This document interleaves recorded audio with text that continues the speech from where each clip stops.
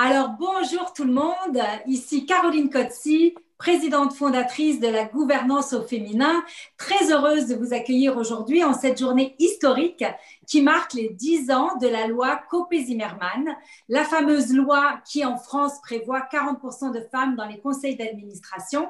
Et nous avons un panel formidable qui saura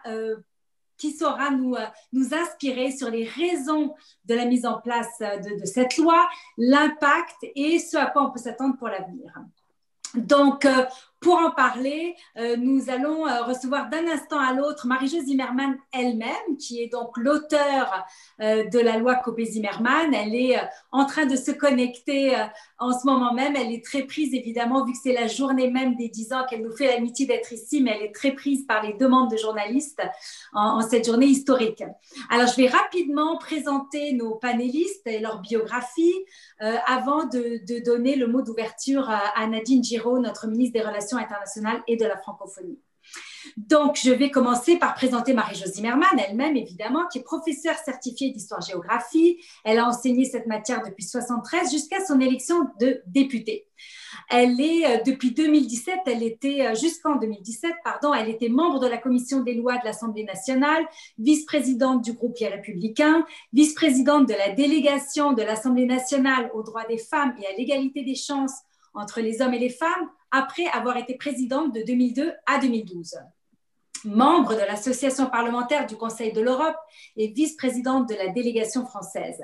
Elle a toujours eu dans ses diverses responsabilités une ligue d'action constructive. En juillet 2008, elle fait compléter l'article 1er de la Constitution afin de pouvoir introduire la parité dans le domaine social et professionnel. La loi favorise l'égal accès des femmes et des hommes aux mandats électoraux et fonctions électives, ainsi qu'aux responsabilités professionnelles et sociales. Elle est aussi à l'origine de la loi Copé-Zimmermann, qui est donc la raison même de notre événement d'aujourd'hui, la loi du 28 janvier 2011 qui impose 40% de femmes dans les conseils d'administration. Marie-Jo, qui est une amie personnelle dont je suis très très fière, est aussi officier de l'Ordre national des palmes académiques et chevalier de la Légion d'honneur. Louise Champoupaillé, économiste, titulaire d'une maîtrise en administration des affaires et en muséologie, ainsi que d'une certification en gouvernance, se distingue par une carrière de pionnière dans le domaine des services financiers et professionnels.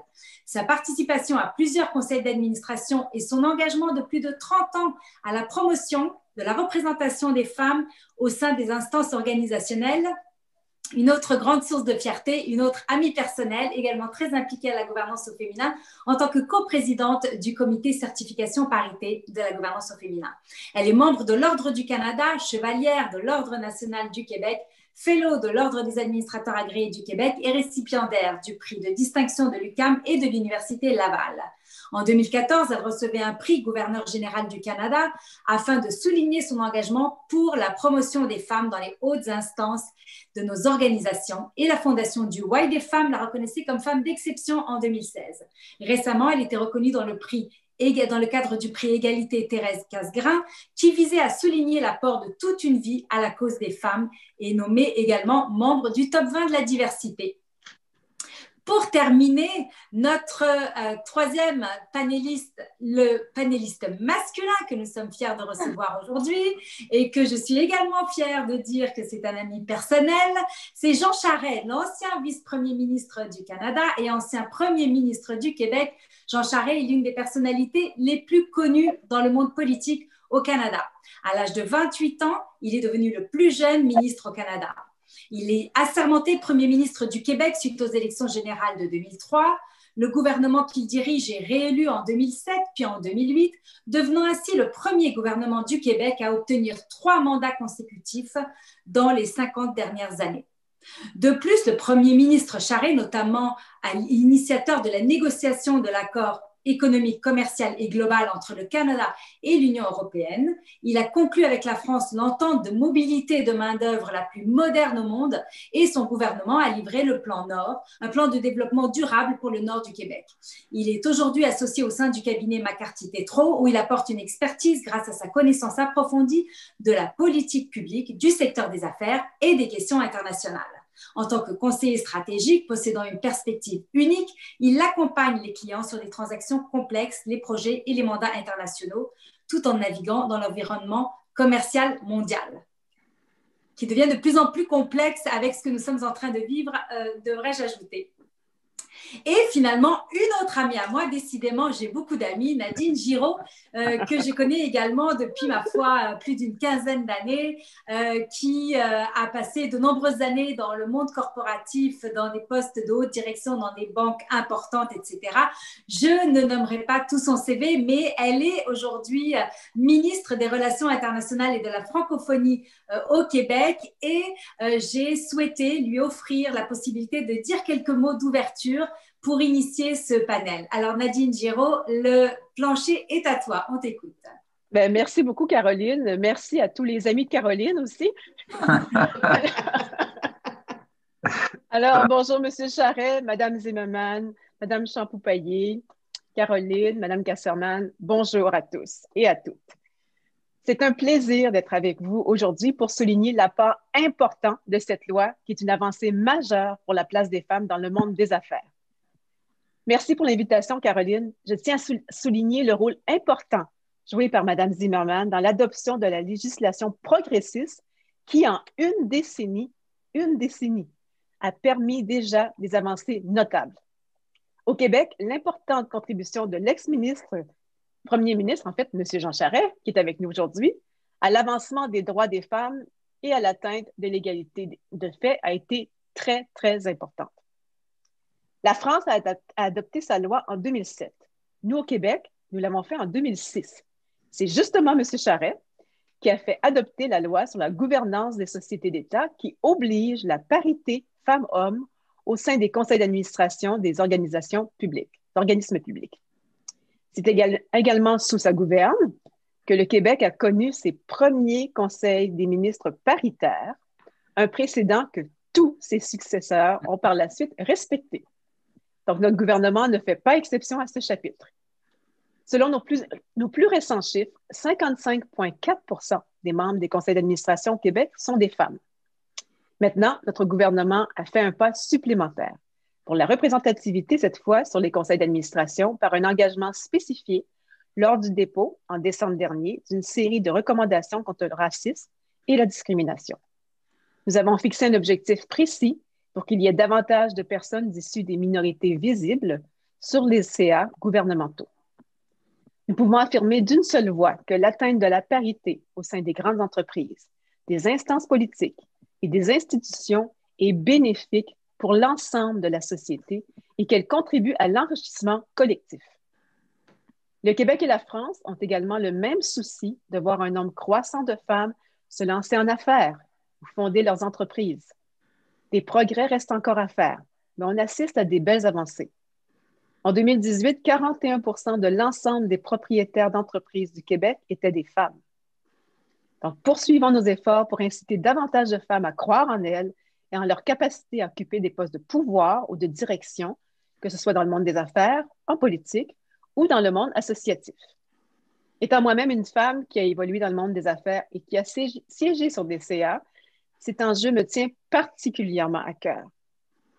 Il y a quelques années, honnêtement, j'étais souvent la seule femme autour de la table. Et je sens que les choses avancent dans la bonne direction. De plus en plus, nous ne sommes plus seuls. En tant que ministre des Relations internationales du Québec et dès la première année, je me suis engagée à l'atteinte de la parité dans le réseau des représentations du Québec à l'étranger. Et on était loin. Je suis fière de dire que mon objectif est atteint à 100 % et il sera maintenu. Les modèles féminins forts ont un impact important sur les femmes et sur leur propension à lever la main pour un poste, que ce soit en politique ou pour toute autre forme d'engagement. L'arrivée de la nouvelle vice-présidente américaine, Kamala Harris, première femme et première personne de couleur à occuper ce poste, constitue un symbole fort. Cet accomplissement aura un effet sans doute très important sur des milliers, voire des millions de jeunes filles qui regardent briser des plafonds de verre. Au Québec, soulignons l'arrivée de Sophie Brochu comme première présidente directrice générale d'Hydro-Québec, une femme inspirante, compétente. Récemment, cette semaine, Janie Béhic, nommée récemment à la tête du Fonds de solidarité, première femme qui accède à ce poste. Je pourrais en nommer plusieurs autres, mais il demeure qu'il reste du travail à faire et que nous devons continuer à être proactifs pour nous assurer que davantage de femmes se fassent confiance et que de moins en moins de femmes rencontrent des obstacles sur leur chemin. Les mentalités évoluent, les sociétés continuent, les sociétés aussi. Continuons notre travail. On a encore beaucoup de travail à faire. Merci beaucoup. Merci infiniment, Nadine, pour tes bons mots. Merci aussi pour toutes tes actions concrètes, effectivement, pour l'atteinte de la parité. Je peux en témoigner au niveau des délégués générales du Québec à travers les États-Unis. Catherine Loubier, qui est une très bonne amie aussi, déléguée générale du Québec à New York, avait organisé récemment un événement, un webinaire dans lequel j'ai pris la parole avec tous les délégués généraux du Québec à travers les États-Unis. Et j'ai donc rencontré une équipe d'hommes et de femmes très engageante et très engagée qui veut justement soutenir la croissance de la gouvernance au féminin aux États-Unis. Donc, c'est une belle fierté pour nous que d'avoir ce soutien. Alors, merci Nadine. On va démarrer le panel. Un petit peu embêtée que Marie-Jo Zimmermann n'ait pas encore réussi à se connecter. Elle est aux prises avec des questions de journalistes en France en ce moment même. Alors, sous le feu de la rampe, peu importe, on démarre. Je connais suffisamment tous les détails entourant la loi Copé-Zimmermann et je sais que Louise aussi, pour qu'on puisse, le temps qu'elle arrive, compenser à ce niveau-là. Jean, tu te souviendras peut-être d'ailleurs qu'en 2015, Marie-Jo m'avait invité à parler à l'Assemblée nationale à Paris. Tu devais m'accompagner à la dernière minute. Il y avait eu un petit changement, mais elle t'avait salué à travers moi cette journée-là. Donc, je me fais une joie que vous puissiez être ensemble sur ce panel. Alors, je vais démarrer avec deux éléments qui, pour moi, sont extrêmement importants par rapport à ton rôle, Jean, dans tout cet avancement vers la parité. Et dans ton cas, on parle de 2006. C'était en 2006, il y a 15 ans, donc, lorsque le gouvernement de l'époque a adopté la loi de la gouvernance des sociétés d'État, exigeant donc la parité à hauteur de 50% de femmes dans ces 22 sociétés d'État. Résultat des cours. Ah, Marie-Jo vient d'arriver, extrêmement heureuse de la voir. Bonjour Marie-Jo. Voilà. Très soulagée de vous voir. Nous avons démarré sans vous, mais vous arrivez juste au bon moment. Voilà, je vous entendais. Toutes mes excuses, mais on a eu un petit souci parce que j'étais en même temps sur une table ronde pour Marie-Claire. Et voilà, et bon, il y a eu un petit problème de connexion. Alors, toutes mes excuses. Bon, bah écoutez, merveilleux. C'est votre journée de toutes les manières. Donc, de pouvoir vous avoir est un immense privilège. J'étais donc j'allais commencer par demander un petit peu à Jean Charest, notre ancien Premier ministre, de nous donner le contexte dans lequel il a fait ce choix de légiférer en 2006, il y a donc 15 ans, pour que les sociétés d'État au Québec puissent avoir 50%. Alors, dans son cas, c'est 50%. Dans le vôtre, Marie-Jo, c'est 40%. On y reviendra dans un instant. J'aimerais t'entendre, Jean, là-dessus, mais aussi t'entendre sur le fait que tu avais quand même le premier gouvernement, le premier cabinet paritaire. Alors, on a beaucoup parlé de Justin Trudeau un peu partout dans le monde il y a quelques années, mais j'aimerais rappeler quand même que tu es le premier ministre au Canada à avoir eu un cabinet paritaire. Alors, dis-nous tes motivations et puis comment ça s'est passé cette législation pour la gouvernance des sociétés d'État. Merci beaucoup, Caroline. Et d'abord, merci beaucoup de m'inviter à cette réunion de tes amis. Et nous sommes nombreux. Et Madame Zimmermann, c'est une vraie joie de vous retrouver et de pouvoir souligner avec vous en personne, même si c'est virtuel, une réalisation qui a eu un impact en France, en Europe, mais aussi ailleurs dans le monde. La preuve, c'est que nous sommes avec vous aujourd'hui au Québec pour parler de cet anniversaire et de ce que vous aviez proposé et réussi. Et je veux saluer Madame la ministre Giraud également, que je retrouve avec beaucoup de plaisir, qui a des responsabilités. Je tiens à le souligner, non seulement elle est au Conseil des ministres, mais avec des responsabilités très importantes aussi. Pour répondre un peu à ta question, Caroline, en 2006, mon gouvernement a d'abord été élu en 2003, en 2006 et en 2005, nous voulons nommer plus de femmes au conseil d'administration des sociétés d'État. Sauf que à chaque conseil des ministres, on fait le compte aussi, Mme Giraud le sait, on tient les statistiques au secrétariat des emplois supérieurs au gouvernement du Québec depuis plusieurs années sur le profil des gens qui sont nommés parce qu'on veut savoir, et c'est pas uniquement pour la parité entre femmes et hommes, mais également pour les groupes minoritaires, pour également les Autochtones, par exemple, les Premières Nations. Et là, c'est une frustration parce qu'on nous dit, malgré notre volonté à nous, on l'exprime à chaque réunion, d'avoir plus de femmes candidates. On nous informe qu'il n'y en a pas. Hein? C'est un scénario que vous connaissez tous très bien. On nous dit, on n'en trouve pas. On n'en trouve pas. Alors, finalement, on s'est un peu choqué, mais on s'est dit, s'il n'y en a pas, on va régler le problème, on va faire une loi. On va faire une loi, puis on va régler ça. Et comme ça, on verra, on va se forcer à en trouver. Alors, ce qui devait arriver est arrivé et qui ne vous étonnera pas non plus. Ces femmes qu'on ne trouvait pas, elles ont soudainement apparu. Elles existaient. Elles étaient bien, il faut croire qu'elles étaient cachées, qu'elles nous esquivaient, qu'elles ne voulaient pas se révéler. Enfin, je caricature un peu, mais dans le fond, tout ça révélait une chose, c'est que tant que nous restions dans les mêmes réseaux, dans les mêmes habitudes, dans la même vision des choses, on allait avoir les mêmes résultats. Et la loi nous a forcés, pas uniquement nous, mais également l'appareil, à voir les choses différemment. On s'était fixé d'arriver à une parité de 50% pour les 22 sociétés d'État les plus importantes du gouvernement du Québec. Dans un délai de 5 ans, on est arrivé dans un délai, je crois, de 3 ans, et l'impact a été très bon.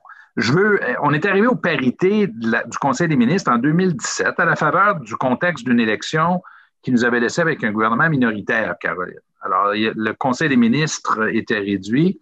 Cela nous a permis ça m'a permis, moi, d'arriver à la nomination de femmes. Dans les responsabilités clés du gouvernement, je ferai remarquer en passant que j'ai eu, pendant la période où j'étais au gouvernement, 3 présidentes du Conseil du Trésor.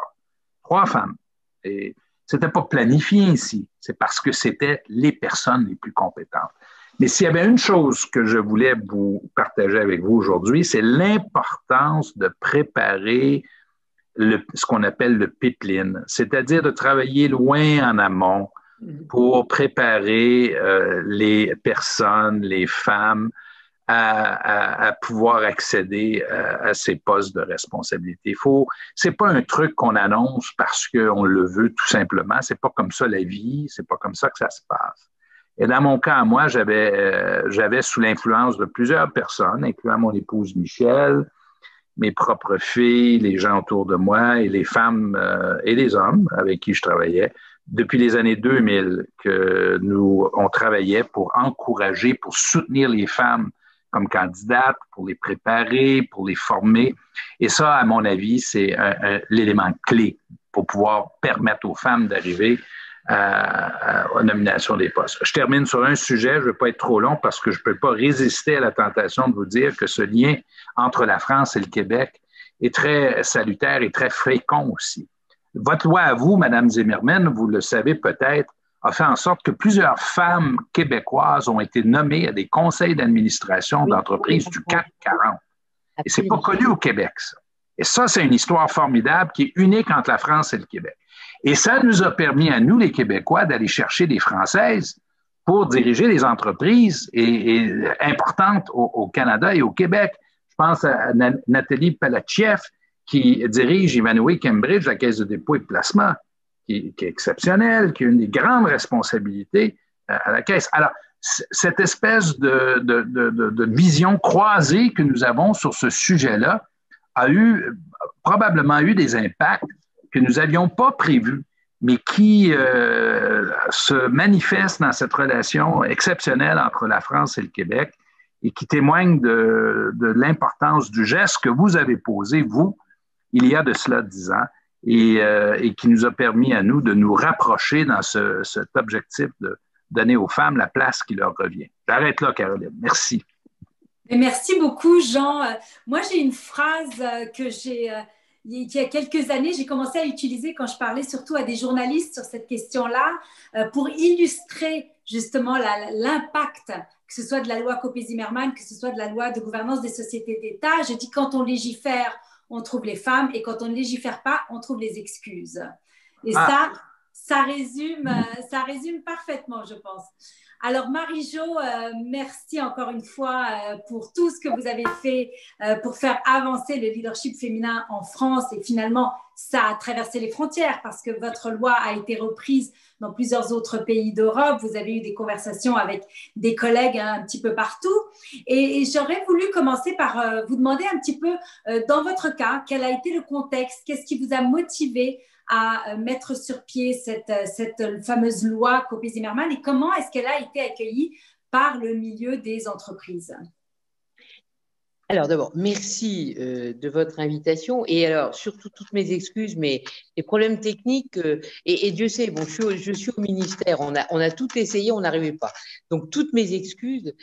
Alors comment j'ai légiféré? D'abord, aussi, je tiens à saluer Monsieur le ministre, Madame la ministre et tous les autres qui sont présents.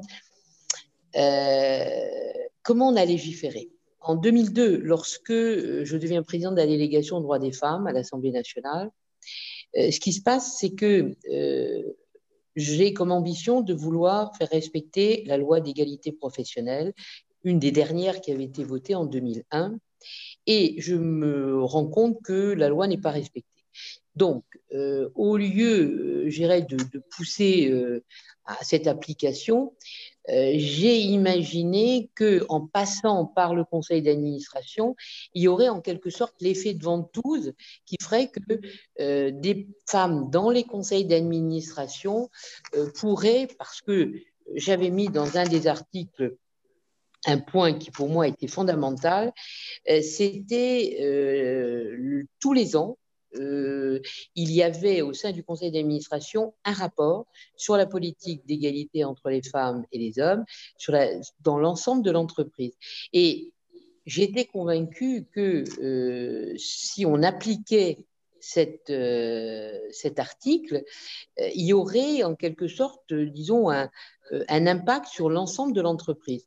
Donc ça, c'était ma volonté première, c'était mettre des femmes au sein du cœur battant de l'entreprise, c'est-à-dire le conseil d'administration, pour qu'elles soient là quelque part pour, je dirais, booster un petit peu le conseil d'administration, changer la forme du conseil d'administration.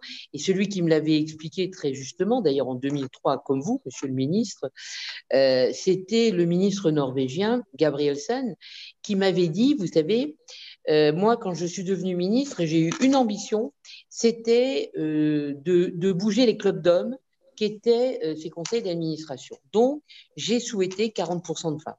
Donc, au départ, c'est la présence des femmes dans un lieu de pouvoir, dans le cœur battant de l'entreprise qu'est le conseil d'administration, parce que ça donne la ligne de la politique de l'entreprise, et puis l'article 8 sur insuffler au conseil d'administration la volonté d'avoir un regard sur la politique de l'égalité sur l'ensemble de l'entreprise. Voilà.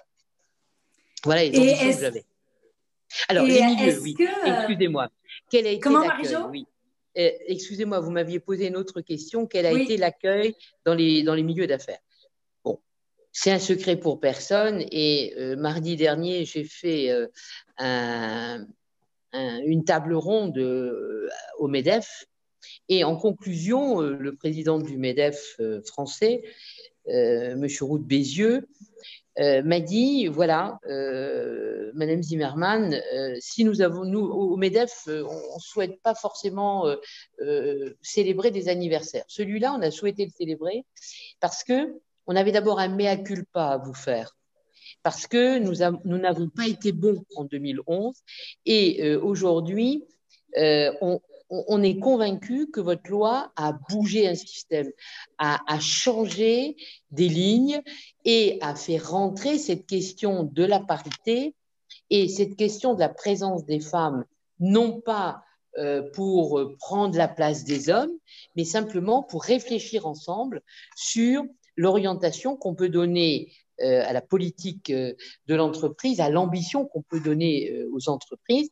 Et ce mea culpa, je le fais aujourd'hui officiellement et je suis prêt aujourd'hui à continuer à accompagner les entreprises pour rentrer dans les lieux de direction, CODIR, COMEX, tout ce qui est poste de direction, pour essayer de voir comment, soit avec un quota, soit ce que je souhaite moi le plus vivement, en respectant vraiment les lois sur l'égalité, donc les femmes montent automatiquement et arrivent.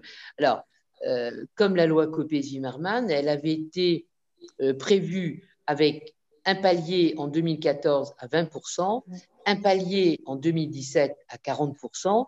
Donc, s'il y a une nouvelle loi, je pense qu'il faut la faire avec, je dirais, des paliers successifs, avec des contrôles. Alors là, c'est imparable. Et quelque part, si vous voulez, avoir surtout une volonté de se dire que si on veut ça, ça veut dire que on a un profond respect de la place des femmes dans l'ensemble de la société. Et en agissant sur l'entreprise, on gère en quelque sorte à la fois vie familiale, vie professionnelle, et quand c'est géré du haut du palier d'une entreprise, ça a d'autant plus de poids. Effectivement, d'ailleurs, ça m'amène à ma prochaine question qui touchait justement quand vous dites CODIR et COMEX, juste pour clarifier pour les personnes qui sont au Québec. On parle de comité de direction et de comité exécutif. Alors Bruno Le Maire, le ministre de l'économie français, a récemment annoncé que son souhait est de légiférer au niveau des comités de direction, un quota de femmes. Je ne sais pas s'il s'agit de 40%, mais je pense qu'on parle d'une législation qui verrait le jour au mois de mars et on espère bien d'ailleurs recevoir Bruno Le Maire à ce sujet pour en discuter dans les prochaines semaines.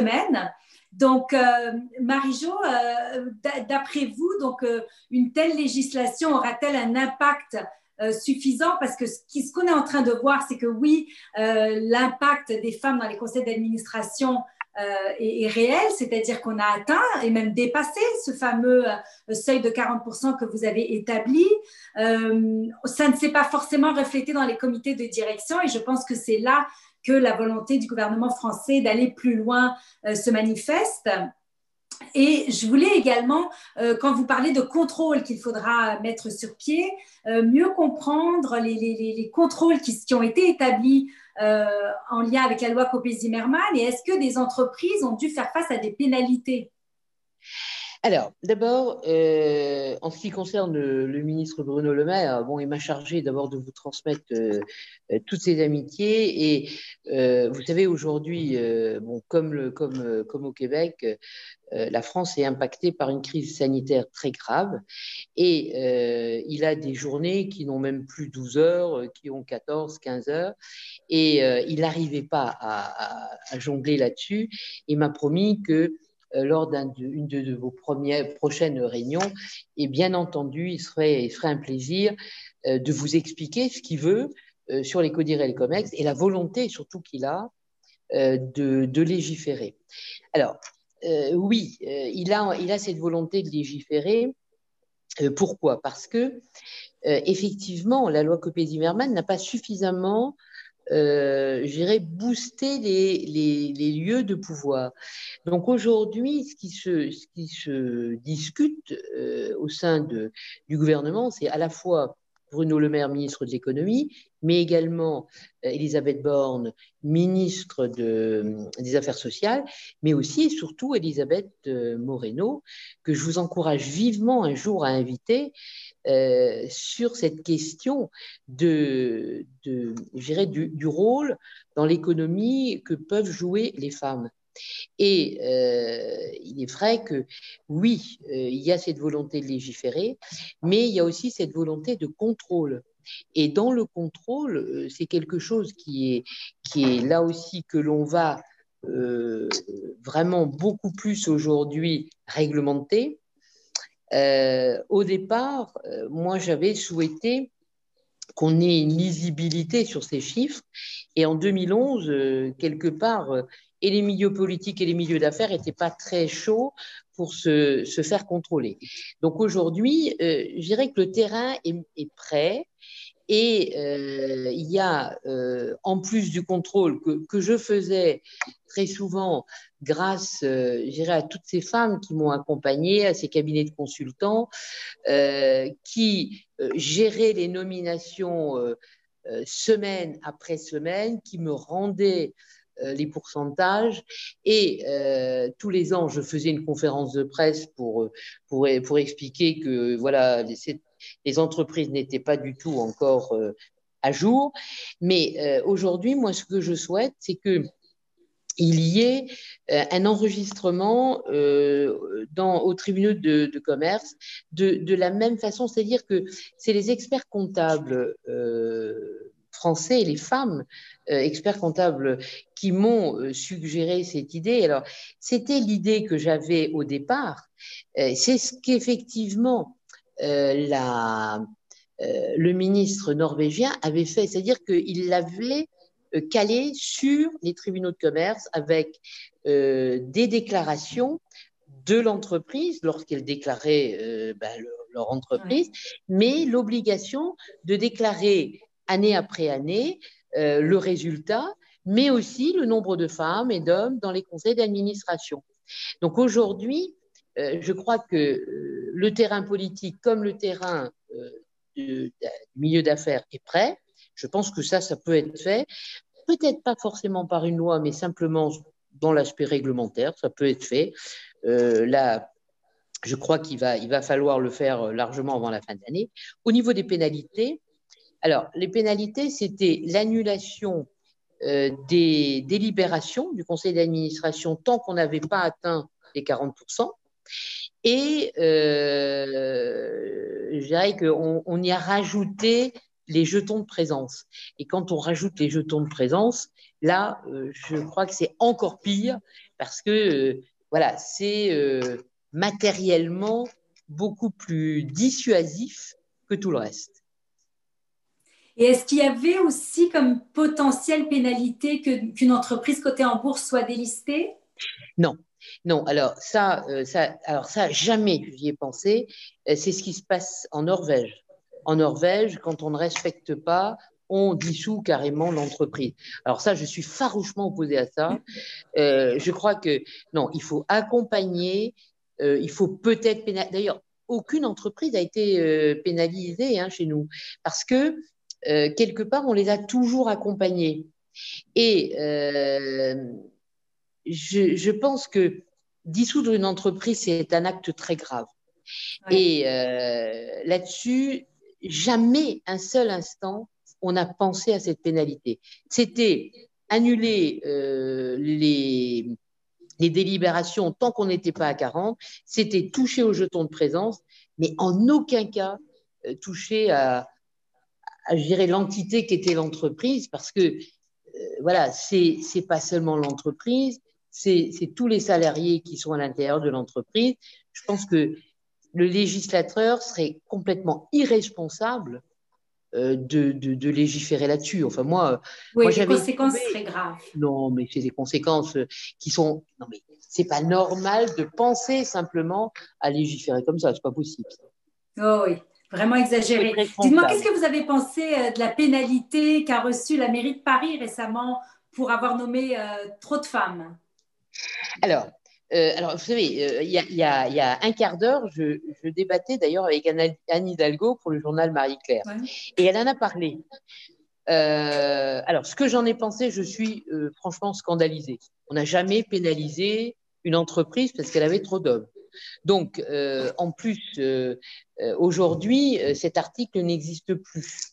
Donc, voilà, je crois qu'il y a eu un excès de zèle de la part d'un fonctionnaire et cette pénalité, elle va la payer, mais elle va la verser à une des associations qui s'occupent des femmes en précarité, des femmes qui subissent des violences faites aux femmes. Voilà.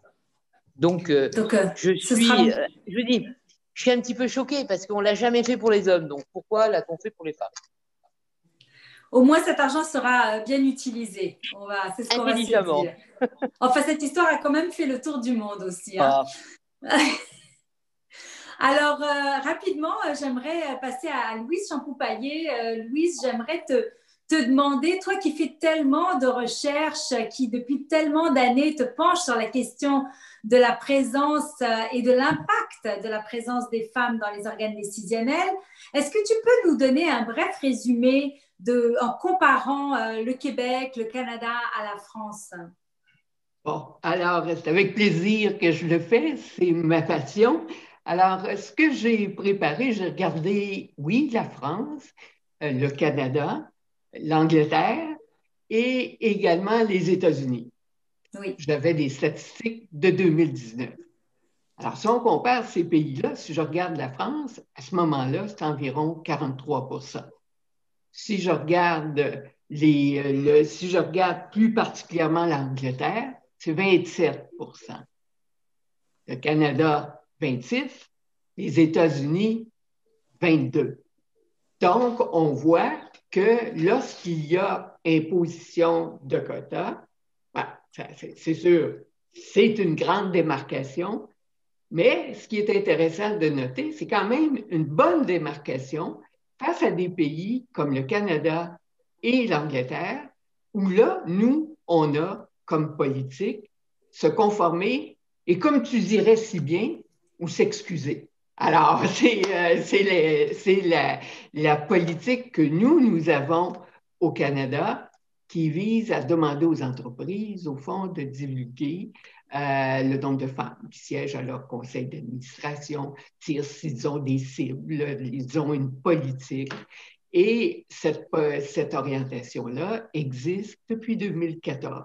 Alors, j'ai essayé de voir qu'est-ce que ça avait donné, parce que Mme Zimmermann nous a dit, moi, quand j'ai introduit les quotas, j'ai souhaité que ça imprègne toute l'organisation, que ça ne soit pas juste le haut, mais que ça descende au sein de l'ensemble de l'entreprise.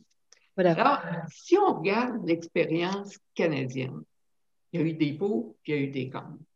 Si plus particulièrement, si on regarde le nombre d'entreprises qui aujourd'hui ne comptent aucune femme au sein de leur conseil d'administration, il a sensiblement diminué. Il en reste encore. Dans un récent sondage du Globe and Mail, on a vu qu'il y avait encore un bon 20 % qui ne comptaient pas de femmes au sein de leur conseil d'administration. Mais la politique a eu comme effet de diminuer ce nombre. C'est important parce que c'est un message qu'on envoie. L'orientation gouvernementale demande aux entreprises de se doter de politiques. Mais des politiques, c'est ça qui fait en sorte que les organisations peuvent se transformer progressivement. Aujourd'hui, il y a plus de 50 % des entreprises canadiennes qui sont couvertes par cette réglementation-là, qui se sont dotées de politiques. Donc, il y a eu des effets quelque peu structurants. On a aussi la présence des femmes dans des postes de président de conseil ou de présidente de comité. C'est fort important parce que c'est le pouvoir qui s'y situe. Alors là, pendant cette période, on a eu le nombre de femmes qui ont ces postes-là de pouvoir est passé de 50 à 150. Quand même, en 5 ans, de bonnes réalisations. Sur le plan de la représentation des femmes dans les conseils, là, c'est passé de 11 à 17. Mais on prend toujours cette belle statistique-là sur les grosses entreprises. Mais si on regarde les plus petites entreprises, ça ne bouge pas beaucoup. Et ça, c'est un élément important à considérer. Maintenant, je vais juste dire un mot sur les cibles.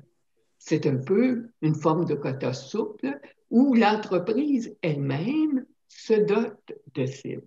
Là, si dans les entreprises qui se dotent de politiques, on en a 50%, celles qui se dotent de cibles, je vais aller voir ma statistique, mais au niveau des conseils, c'est passé de 7 à 22%. Donc, il y a 22% de conseils d'entreprises qui se dotent de cibles pour les membres de son conseil d'administration et pour les postes de direction.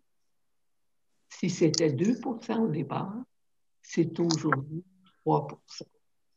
Ça tâtonne, comme on dit au Québec. Donc, pour moi, il y a eu un effet important, mais il y a des endroits où, si on veut investir pour le futur et amener de la relève, ça passe par des cibles. Pour moi, il y a encore beaucoup de travail à faire.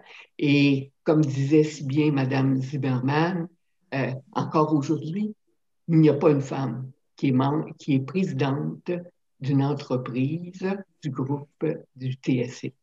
On a une femme à la Banque Laurentienne, mais la Banque Laurentienne ne fait pas partie du TSX. Alors, si on veut encourager la relève, si on veut promouvoir les candidatures, bien, on a encore au Canada beaucoup de chemin à faire. Alors, c'était le message que je voulais passer sur notre législation à laquelle j'ai cru et je continue à croire si on y apporte des modifications. Merci beaucoup, Louise. Alors, effectivement, ce qu'on a au Canada, qui est d'inspiration britannique, c'est le fameux Comply or Explain, donc se conformer ou s'expliquer. Moi, en fait, je l'ai rebaptisé Explain or Explain, donc s'expliquer ou s'expliquer, parce qu'au début de l'implantation, on a vu pratiquement aucun impact. Ça commence à bouger, mais ça a pris beaucoup de temps. Mais c'est aussi pour ça qu'à la gouvernance au féminin, on a mis sur pied cette fameuse certification parité où, malgré la pandémie, en 2020, on a plus de 60 entreprises d'envergure avec des milliers et des dizaines de milliers d'employés qui se sont enrôlés dans ce cheminement parce que ce sont des entreprises qui savent qu'elles ont besoin d'un soutien professionnel, d'une entreprise externe qui puisse les amener vers, justement, que ce soit les bonnes politiques, que ce soit les bons objectifs, etc., pour atteindre leur cible. D'ailleurs, justement, pour abonder dans ton sens en ce qui concerne les PME, on espère pouvoir également lancer une certification PME prochainement parce que, quand même, au Canada, c'est non loin de 98% du bassin d'emploi qui émane des PME. C'est énorme. Alors, il faut vraiment qu'on ait un impact un petit peu partout. Mais là, on a beaucoup parlé donc des entreprises, un petit peu moins des femmes en politique. Et j'aimerais très rapidement, avant qu'on passe à la période des questions du public, j'aimerais demander à Jean si d'avoir un cabinet ministériel paritaire suffit pour avoir le nombre de candidates qu'on souhaiterait, pour avoir des femmes finalement à tous les niveaux en politique, avoir des femmes au Parlement. Le Canada n'est pas un pays qui se démarque pour son nombre de femmes parlementaires, contrairement à un pays comme le Rwanda qui est numéro 1 au monde parce qu'ils ont légiféré au sortir de la guerre civile. Donc, qu'est-ce qu'on doit faire pour pouvoir attirer plus de femmes en politique, Jean? Vous posez une question qui tombe à point parce que ça a évolué très lentement. Le nombre de femmes qui sont à la fois candidates, mais surtout élues, et de surcroît dans les responsabilités dans le gouvernement. Et on s'est posé la question, est-ce que nous devrions légiférer sur cette question-là? Est-ce qu'il faudrait imposer Et au départ, tout le monde est réticent pour de bonnes raisons, autant les femmes que les hommes, parce que c'est un chemin qui n'est pas toujours celui que nous priorisons, que nous aurions voulu emprunter. Mais moi, j'en suis venu à la conclusion, Caroline, qu'il faudrait, oui, poser des gestes. Peut-être pas dans l'absolu pour obliger, mais par exemple, pour demander aux partis politiques de présenter un peu sur le schéma de la loi Copé-Zimmermann un pourcentage minimum et de justifier et de le faire en amont et de justifier les raisons pour lesquelles ce ne serait pas le cas.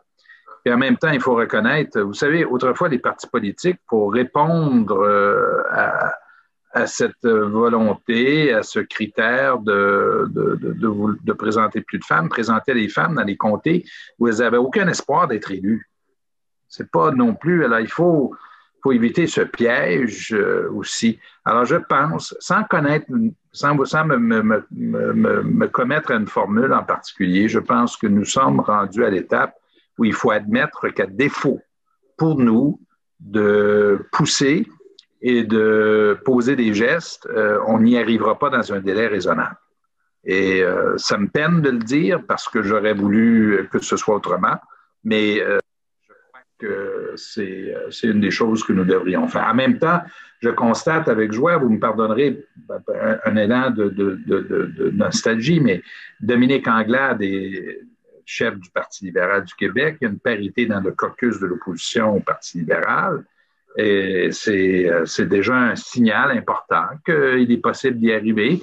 Et c'est les circonstances qui nous ont amenés là, mais quand même, c'est significatif. Et c'est les femmes qui sont dans le caucus, c'est elles qui semblent avoir le plus d'attention de la part des médias parce qu'elles sont dans les dossiers importants. Ben voilà un exemple de ce que ça représente quand il y a un effort constant pour arriver à faire une place aux femmes, à faire la place aux femmes qui leur revient en politique et d'éviter de discriminer en faveur des hommes. Dans le fond, c'est parce que c'est ça que nous avons vécu. Dans le fond, c'est un système qui favorisait les hommes. Et donc, une fois qu'on le reconnaît, ben là, ça nous permet en tout cas de justifier à quel point c'est important d'agir et de le faire de manière urgente. Tout à fait. Et en ce qui concerne Dominique Anglade, j'ajouterais une femme issue de la diversité en plus. Donc, oui, vraiment une grande fierté. Il ne nous reste plus beaucoup de temps, donc je vais demander à Karina Kesserwan qui va modérer la période des questions. Il nous reste environ 11 minutes. On va peut-être dépasser peut-être de 2 ou 3 minutes vu qu'on a démarré un peu en retard.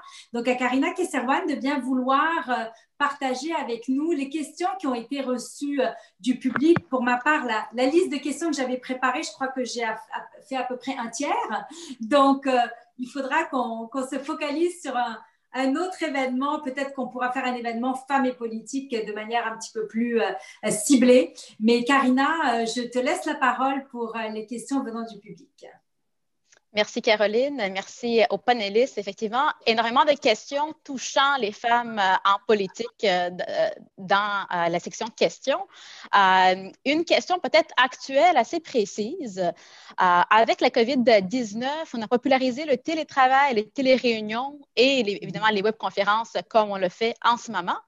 Donc, comment est-ce que, selon vous, cette façon de faire peut avoir des conséquences pour les femmes en politique, de pouvoir siéger, de pouvoir participer aux rencontres à distance? Est-ce que ça pourrait attirer plus de femmes en politique?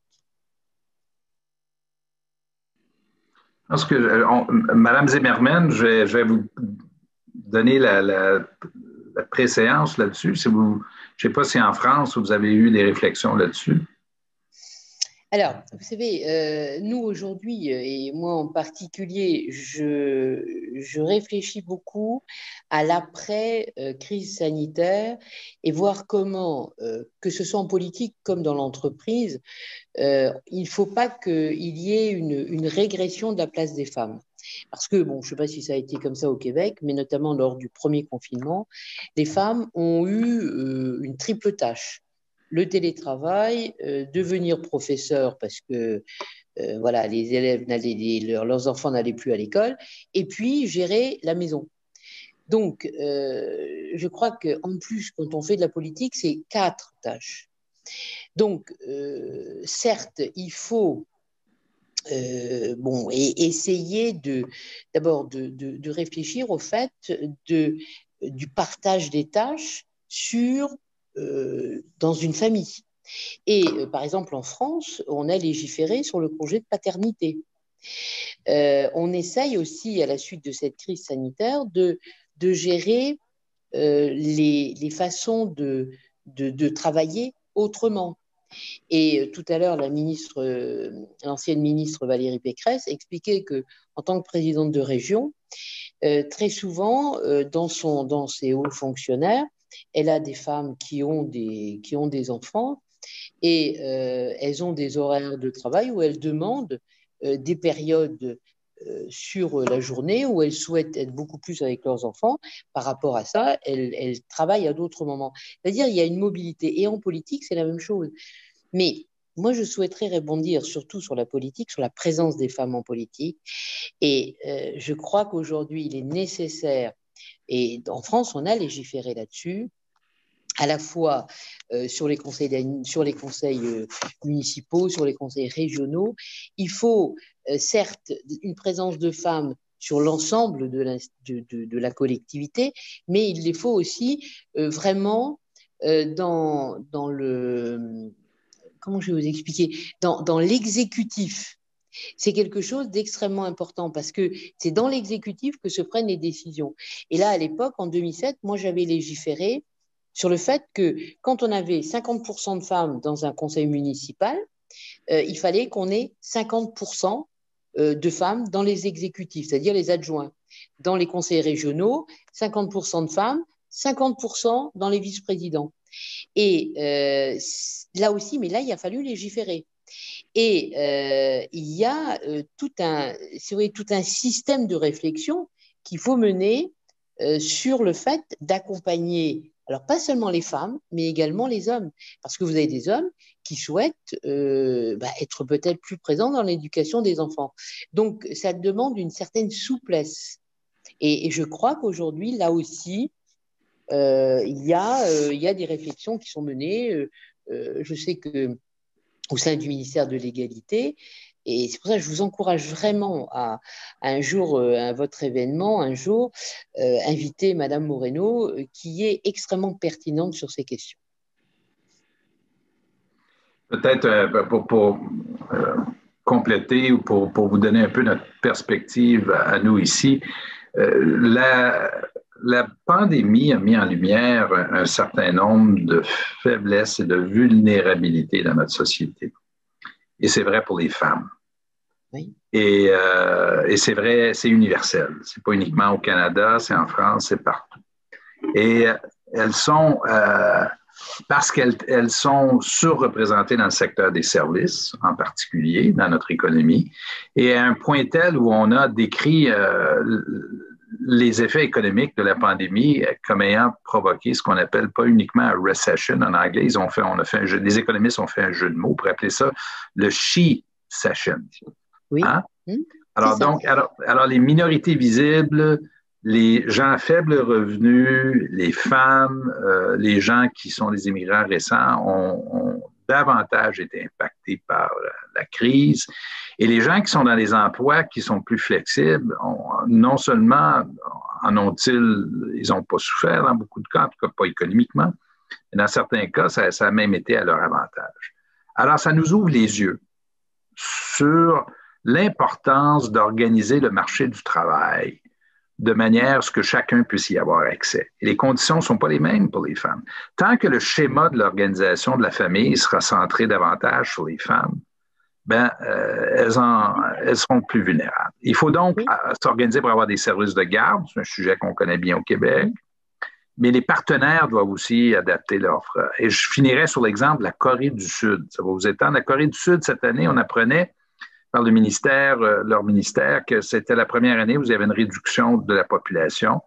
Le taux de fertilité est très bas, c'est-à-dire qu'ils ont 0,83% d'enfants. Et une des raisons dans l'analyse, c'est que le schéma de l'organisation familiale en Corée du Sud pour les femmes n'a pas changé.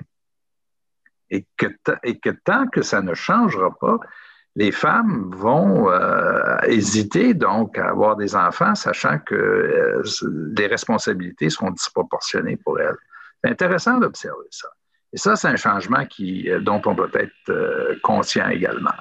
Mais il faut tirer les bonnes leçons de la pandémie, de la crise, pour reconnaître cet impact et faire les ajustements en conséquence. Et le gouvernement fédéral au Canada semble vouloir le faire, et j'espère qu'ils le feront correctement, mais en respectant les compétences de chaque palier du gouvernement. Mais ça, c'est une leçon qui est bonne pour nous. Je terminerai parce que je vois le temps filer, Caroline. Je voulais juste, sur juste un autre sujet, vous encourager, vous et d'autres, et Mme Zimmerman, à jeter un coup d'œil sur l'impact de votre loi, Mme Zimmerman, sur les femmes du Québec et dans les milieux d'affaires, parce qu'à mon avis, il y a là-dedans des trésors, il y a des histoires à raconter. Et honnêtement, je suis convaincu, moi, qu'il y a plein de femmes, mais pas uniquement des femmes, des hommes, et des gens qui aiment la France et qui aiment le Québec et qui croient beaucoup à notre relation, qui seraient très heureux de connaître ce que vous avez réussi à faire sans peut-être y penser ou sans le prévoir, mais les effets très positifs de votre loi. J'arrête là. Merci. Merci. On a peut-être le temps pour une dernière question, Caroline. On a une question qui revient beaucoup et qui touche, premièrement, c'est quelque chose que vous avez dit, M. Charret. Vous avez parlé de l'importance de préparer le pipeline. Et c'est quelque chose sur laquelle la gouvernance féminine travaille beaucoup, justement. Et je pense que les trois panélistes pourraient répondre à cette question-là. Comment on fait, en fait, pour préparer le pipeline et comment on fait pour préparer la relève également à occuper des postes décisionnels? Peut-être commencer par vous, Mme Champoupaillé. Oh, Monsieur Charret y allait. Mais, non, allez-y. OK. Pour préparer la relève, tantôt, on a parlé de l'impact des modèles, l'impact aussi de femmes qui peuvent s'investir dans des efforts de mentorat. Et ça aussi, au niveau de gouvernance au féminin, on fait beaucoup d'efforts en ce sens, d'accompagner des femmes qui souhaitent, qui ont des ambitions, moi je le dis avec franchise, qui ont des ambitions, des rêves de se réaliser et de les accompagner dans leurs désirs en leur donnant des conseils pour aller beaucoup plus loin. Pour moi, le mentorat est une source qu'on ne connaît pas suffisamment comme pouvoir sur les femmes et la réalisation de leurs rêves. Monsieur Charret? J'allais dire que oui, je reconnais, moi, qu'on n'en a pas fait suffisamment. Comme Mme Champoux le disait il y a quelques instants, mais également Mme Zimmerman au niveau de l'administration. C'est-à-dire qu'au palier supérieur, conseil d'administration, on a réussi à changer les choses, pas suffisamment, il y a encore beaucoup de travail à faire. On a réussi, mais on n'a pas été aussi exigeant au niveau... moi, quand j'étais au gouvernement, on suivait ces chiffres-là et on a vu des progrès. Je n'ai pas le souvenir des derniers chiffres, mais honnêtement, c'est un chantier qu'il faut entreprendre et sur lequel il faut revenir et revenir.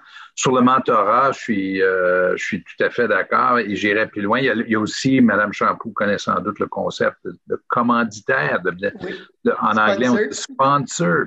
C'est ça. Alors, c'est pas uniquement, c'est aller plus loin que le mentorat, c'est-à-dire de trouver des alliés, hommes ou femmes, qui vous font connaître ce que, et davantage, les hommes le font plus spontanément, si vous voulez. Hein? Peut-être les femmes, elles ont moins tendance à le faire.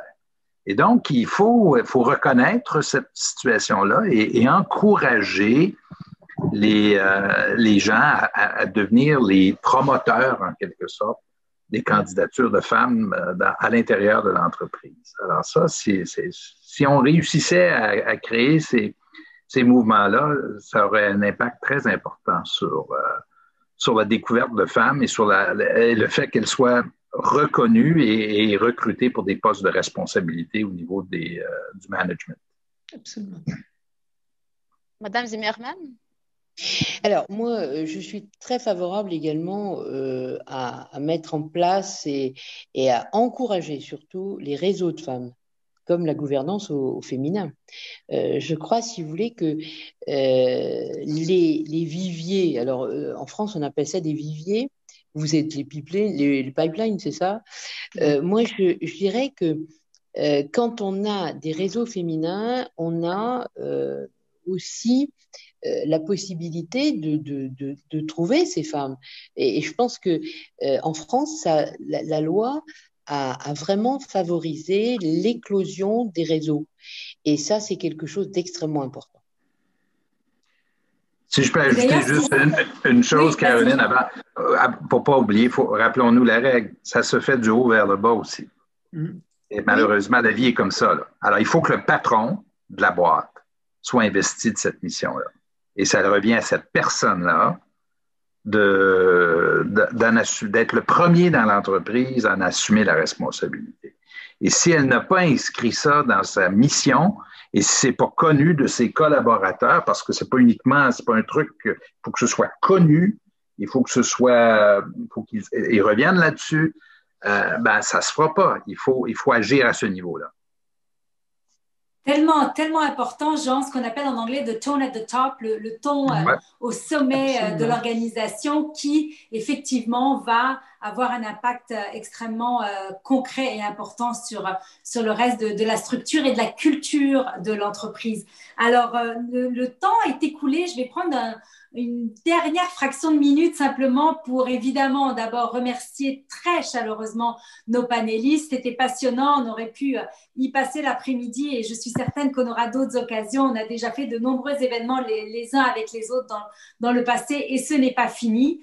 Pour illustrer ton exemple de sponsor, Jean, d'ailleurs Monique Jérôme-Forget qui était ministre dans ton gouvernement a toujours joué ce rôle très bienveillant envers moi. Monique est une femme très colorée, Marie-Jo, que vous avez peut-être rencontrée, je pense que oui, quand vous êtes venue à notre gala à Montréal. Alors Monique, qui chaque fois qu'elle me voyait arriver à un événement, je parle depuis 10 ans, elle fait ça, elle fait signe et elle dit à tout le monde, vous la connaissez, vous devez la connaître. Et c'est comme ça qu'elle fait finalement la promotion d'une personne et la faire connaître à des gens influents qui peuvent avoir un impact sur sa carrière et sur sa mission. C'est extrêmement généreux et extrêmement important. Par ailleurs, évidemment, je m'en voudrais de ne pas mentionner le programme de mentorat de la gouvernance au féminin qui, à cause ou grâce à la pandémie, est devenu un programme de mentorat mondial. Donc, on peut avoir une femme vice-présidente à New York qui est mentorée par un homme PDG à Vancouver.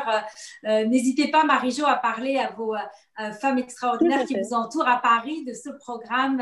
Si elles souhaitent s'enrôler, il y a un très, très bon impact. Alors, encore une fois, merci à vous tous. Merci Karina d'avoir modéré la période de questions. Et puis, au plaisir de vous retrouver tous et toutes en personne à Paris, à Montréal ou ailleurs. Avec plaisir. Merci Caroline. Madame Zimmermann, merci. Merci tout le monde. Au revoir. À bientôt.